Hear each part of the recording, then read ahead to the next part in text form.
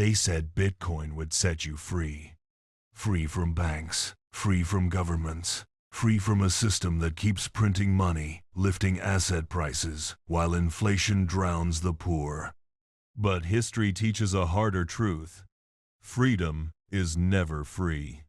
When you remove rules, referees, and regulators, what remains isn't paradise. It's chaos disguised as opportunity. This is the Financial Historian, where money, power, and history collide. To understand Bitcoin, we have to return to 2008, the year trust collapsed. The global financial crisis exposed the system for what it was: a machine powered by leverage, opacity, and belief. When Lehman Brothers fell, it became clear that those in charge had neither control nor accountability. Central banks printed trillions to rescue the institutions that caused the collapse, while ordinary people lost homes, jobs, and savings. The system survived, but belief in it cracked. And in the middle of that collapse, on a small cryptography mailing list, a user calling himself Satoshi Nakamoto published a 9-page paper. Its title was simple: Bitcoin, a peer-to-peer electronic cash system. The idea was radical: money without a state. Transactions verified by mathematics, not banks. A supply capped forever at 21 million coins. No central authority. No inflation. No manipulation. Every transaction would be recorded on a public ledger, the blockchain, a financial history that could not be rewritten. In 2009, the first block was mined. Inside it, Satoshi embedded a message referencing a bank bailout headline. It wasn't a timestamp. It was a protest. Bitcoin mining wasn't about digging.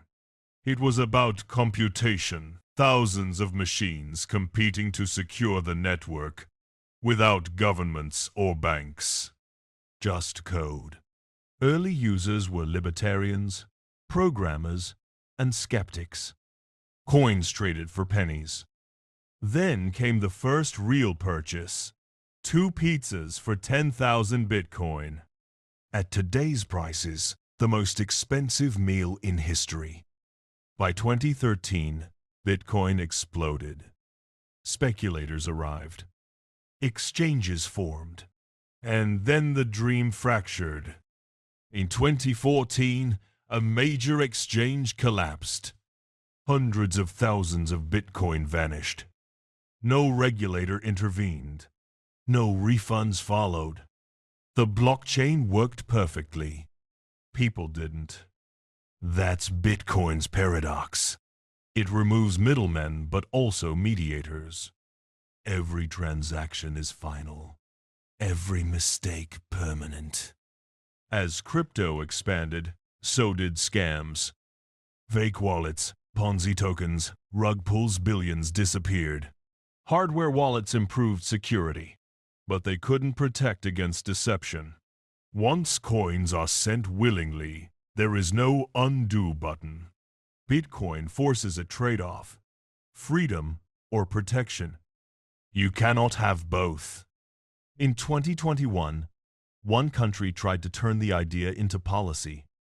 El Salvador adopted Bitcoin as legal tender. Its president called it a revolution. The world called it reckless. At first, it looked bold. Citizens received Bitcoin. ATMs appeared. A coastal town became Bitcoin Beach. But reality arrived quickly.